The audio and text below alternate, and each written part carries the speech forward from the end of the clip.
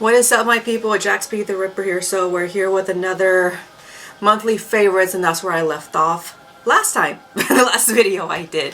So I don't have that many, to tell you the truth. I've been in a brain fog my mind. Nonetheless, let's go ahead and just talk about the few albums that I've been listening to. Only one of them is recent, from like January, I think. I'm not sure, but like, yeah, it's just albums I've just been listening to.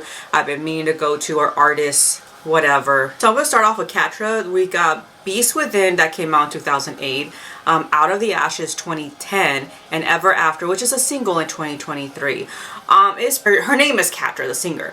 Apparently she's very well known in Finland, and not only that, is like gothic metal with melodic metal. Sometimes you can hear the symphony. The symphony, I will say, overall, with all these tracks right here, it doesn't overpower like sometimes with Nightwish, which is the issue I had with the last album. It just overpowered the vocals. That is a plus right there with Catra. Like Beast Within was a little bit more on the symphonic and the melodic side. It wasn't as gothic-y as Out of the Ashes, which is probably why I didn't enjoy Out of the Ashes that much. But yet Out of the Ashes had that one song, One Wish Away, which is what I enjoyed so much. It was very, you know, very passion driven. It was just very feminine, and it reminded me a little bit of Simone Simmons from Epica, like with her voice right there a little bit. But then going back to Beast Within, like especially that song, that was more grab you by the throat. It was a little bit more faster. Honestly, I would have to say it's just like a very easy to listen with Beast Within. I mean, you're at least going to notice like the shifts and differences. Like one minute is going to be very fast and very like throat grabbing, as I say, but then it's going to be more like feminine, you know. But you'll always, like I said, you always hear the orchestra, but it's never going to overpower. I just felt like the second one was, Out of the Ashes, was just so not my, probably because it was more gothic metal, and we already know how I felt about gothic metal. It's not one of my favorite subgenres. There's very few that I do like bands, I mean, or artists. I'm just not into it, and I think that's why I just found it really boring. It was just really slow. It was not very attention grabbing. But then you got Ever After, the singer, that is just more melodic, to tell you the truth. It's not really like gothic-y or anything. It just sticks more on the melodic side. And I was reading stuff about her. They tear her apart. Like, they really do. I try not to judge, especially when it comes to the female side, because they really go in harshly. But people were saying like she's a joke in Finland. I'm like, damn, that's a little harsh. I'm not gonna lie, I'm not saying like these two albums are like the biggest success, or it's gonna go in part of my collection or anything like that. I would never like buy like a physical copy or anything like that. But I was like, damn, that's like really harsh. But then again, I don't know what's going on in like the Finland pop culture side, so I can't really tell you. But the one thing that kind of like threw me off is they were like, well, if you were going to get into Catra, you might as well just listen to Indica, because they're way better. Indica from Finland is way different than Catra sounding. Like, it's very, Indica is kind of like, it has like that 90s kind of, I don't want to say grunge, but it definitely has like that 90s rock kind of sound with today's modern side. Free-spirited, I guess you could say. It's a very different sound than Catra, who has like, you know, symphonic and operatic kind of vocals, but yet kind of clean, you know? It's not overpowering like Tarja or Simone Simmons, but it's very clean, and she could get it, you know, to that operatic sound without overpowering everything, and that you can't hear anything. Creator crushes of the world. Okay, so tell me something.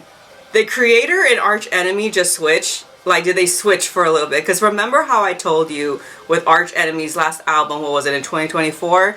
I cannot remember the name, but I'll put it right here. Remember how I said that it sounded like Arch Enemy was going more thrash? This is when Elisa was still in the band. It sounded more thrash, but I liked it because they were at least experimenting with that melodic death metal side. The first 4 songs were Creators of Crushers of the World. It sounded like they were going more towards the melodic side with thrash, and I loved it. I actually think that is like a good combination. It's not bad at all. It did kind of give me a little bit even on the side of In Flames, maybe because I've been listening to a lot of the older stuff from In Flames lately. It gave me a little bit of that as well, but not too much. But I like the first 4 tracks. I know not a lot of people did, or they didn't know what to think of it. Because I kind of feel like sometimes, especially with these older bands, we kind of need them to expand but not too much where they fall over the edge. So I liked how it was very, like, especially if you see the videos, can't say the word, but I'll leave it right here, is very German. But I liked the video to that because it was like Suspiria inspired, and I love the movie Suspiria, and yes, they say it in, you know, in the song. I just love the whole thing, the collaboration they did. I love the whole thing. And then the one before that, Satanic Anarchy, I loved it, but I also understand what people were saying. They're like, well, with a name like that, you expect it to be more dark. Yeah, but you also got to remember they're not black metal either, but they could have went a little bit that way, but I understand. But I don't know, I was still okay. I think that was the one where they did with like the Pinhead style. I might be wrong. But then as soon as it gets into Barbarian, holy shit, like everyone was saying the same thing. It just goes back to the thrash roots. It almost made you pull you back like, hey, yeah, we're still thrash and we're still one of the kings of thrash, so don't forget that. So I love the album. I really did. Wish me luck on saying this name. Labyrinthus Stellarum. Oh god, I don't even know if I said that right. Alright, so the two albums I was listening to was Rift in Reality, that came out in 2025, and Vortex of the Worlds. I found it through a creator called They Call Me Megan, and I follow her both on TikTok and Instagram. So that's where I found it on her stories. And I fell in love with the band right away, especially with Rift in Reality. It to me, think of it like a combination, a hint, a dash of Beast in Black, not symphonic, no.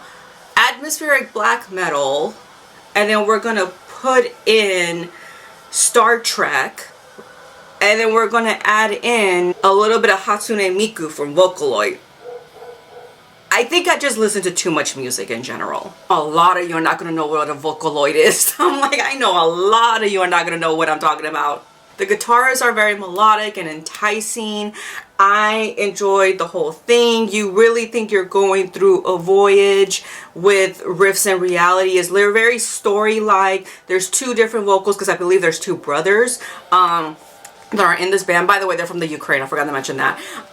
So one will be more like on the gurgly, snarly side, and then you're going to have the other one who is like calmly telling you the story. So you're gonna have it like back and forth, and it's just, yeah, you really feel like you're going in, you're in the Sci-Fi Channel. Does that channel even exist anymore, the Sci-Fi Channel? Who knows? I don't watch TV anyways. Vortex of the Worlds was more, to me, just more like Star Trek met black symphonic metal. I wouldn't add the Beast in Black to that. I wouldn't add the Hatsune Miku to that. It was primarily, and it had a little bit more of a dystopian vibe too, if I do say so myself. But I fell in love with these two bands, and they're playing in the background. I don't know if I'm going to put music on top of this or not, but they're playing in the background right now. But I definitely love this band, and we already know I'm like a sucker for symphonic black metal. That's literally it, what I've been listening to. Also, because a lot of the songs I have been listening to, I noticed they're not going to come out, well, one of them came out today as a full album, so I was like, well, let me just wait for the full album and then talk about it. But anyways, thanks you guys for watching. I'll see you guys in the next video. Salut.